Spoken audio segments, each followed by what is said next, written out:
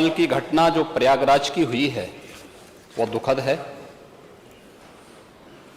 और सरकार ने उसका संज्ञान लिया है और मैं इस पूरे हाउस को इस बात के लिए आश्वस्त करता हूं कि जीरो टॉलरेंस की नीति के तहत सरकार जो कार्रवाई अब तक करती रही है उसके परिणाम भी बहुत शीघ्र सामने आएंगे, कोई संदेह नहीं होना चाहिए। लेकिन जो ये अपराधी हैं, जो ये माफिया हैं, आखिर ये पाले किसके द्वारा गए हैं?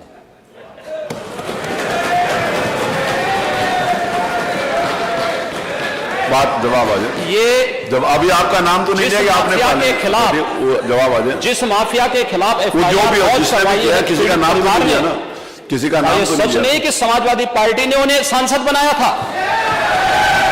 ये सच नहीं है।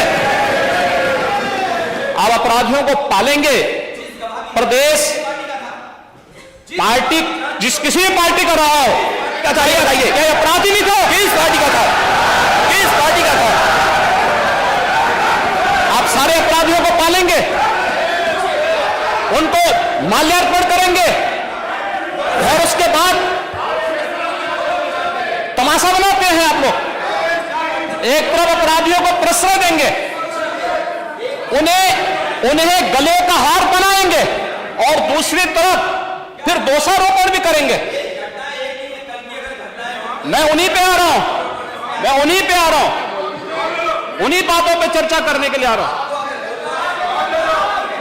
हमारी पार्टी में आप बताइए किस पार्टी का सदस्य है? क्योंकि बहुजन समाज पार्टी से आपकी दोस्ती है, इसलिए बहुजन समाज पार्टी का नाम नहीं ले रहे आप। हम भी उन्हीं बातों पे कह रहे हैं। क्या यह सच नहीं कि जिस अतीक अहमद के खिलाफ पीड़ित परिवारों ने मुकदमा दर्ज कराया, उसके परिवार के खिलाफ, वह समाजवादी पार्टी के द्वारा पोषित माफिया है और उसकी कमर को तोड़ने का काम हमारी सरकार ने किया है।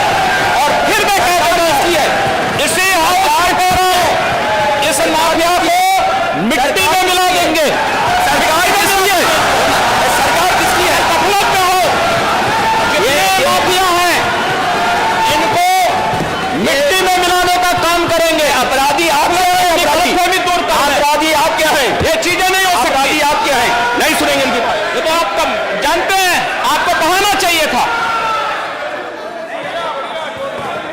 ये तो अध्यक्ष महोदय, ये पेशेवर माफिया और अपराधियों के सरपरस्त हैं और ये लोग लगातार यही करते रहे हैं।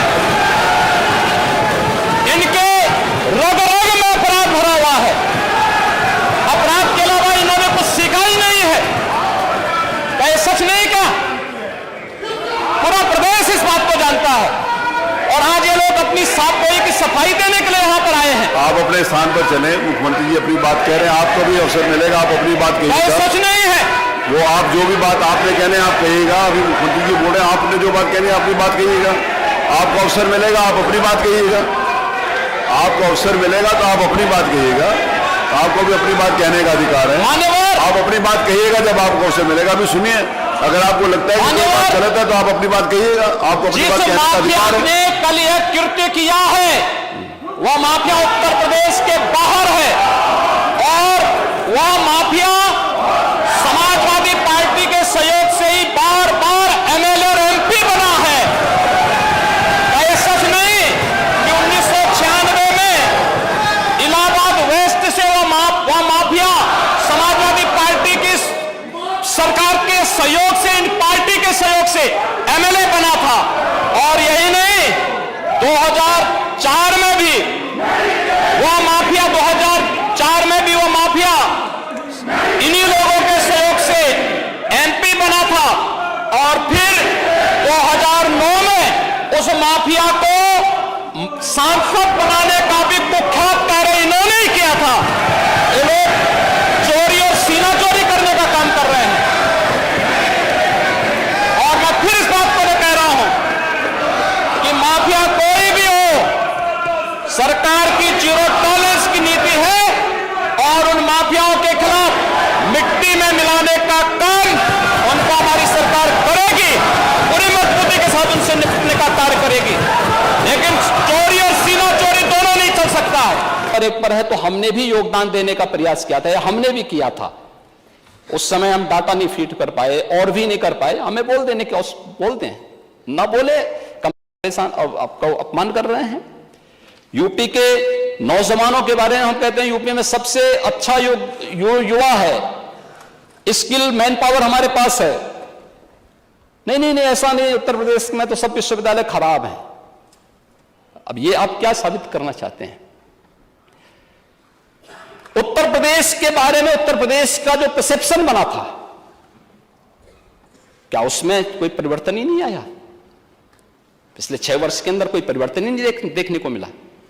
लेकिन स्वीकार करने का की हिम्मत नहीं है, और उन योजनाओं के बारे में उसको नकारने की एक जो आदत है, उस नकारने की इस आदत ने आज उत्तर प्रदेश को किस स्थिति में पहुंचाया है महोदय, ये किसी से छुपा हुआ नहीं है। और हम इस बारे में जानते हैं कि उत्तर प्रदेश आज जिन योजनाओं में नंबर 1 पर है, खाद्यान्न उत्पादन में आज उत्तर प्रदेश पूरे देश के अंदर नंबर 1 पर है।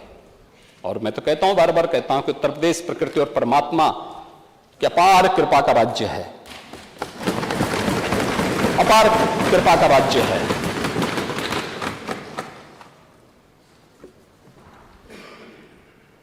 देश की कुल कृषि योग्य भूमि की 11% भूमि हमारे पास है, लेकिन उत्पादन हम करते हैं इसमें 20% खाद्यान्न का उत्पादन करते हैं। ये उत्तर प्रदेश की उपलब्धि है।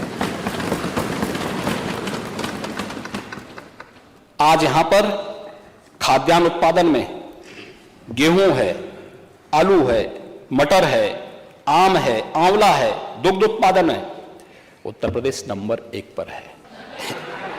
कह रहे थे कि आप अकेले क्यों कर रहे थे? भाई मैं तो अकेले ही हूं, और अकेले ही आया हूं, और अकेले ही जाना है। मैं तो अकेले ही जाऊंगा महोदय। हाँ, मॉल में भी जाते, नहीं बॉल नहीं, मैं ये कह रहा हूं। लेकिन ये कैसे खेलते थे, इसका मैं एक समाचार पत्रों को देख रहा था। मैंने कहा नेता विरोधी दल बहुत बड़े खिलाड़ी होंगे, तो हो सकता हम इनका नाम किसी पुरस्कार के लिए भेज दें। भाई यूपी के किसी खिलाड़ी को मिले तो हमारे लिए तो एक बहुत अच्छी बात होनी चाहिए।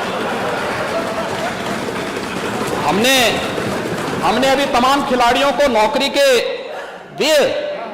अभी याद करिए, हमने एक अभी नायब तहसीलदार बनाया, यादव हुनर का, अच्छा खिलाड़ी है यूपी का। हमने भेदभाव नहीं किया, वो योग्य था।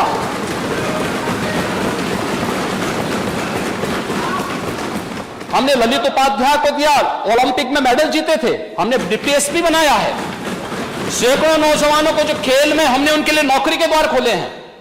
तो मैंने कहा हो सकता है कि राजीव गांधी खेल रत्न पुरस्कार जो दिया जाता था, जो आज हमारी सरकार ने, डबल इंजन सरकार ने जिसे मेजर ध्यानचंद पुरस्कार के रूप में घोषित किया है, तो यूपी के भी किसी व्यक्ति का नाम डालें। और मैं तो ये मानूंगा कि भाई मेरे पूर्ववर्ती सीएम का नाम अगर उसमें आ जाए तो अच्छी बात होगी। तो मैंने कहा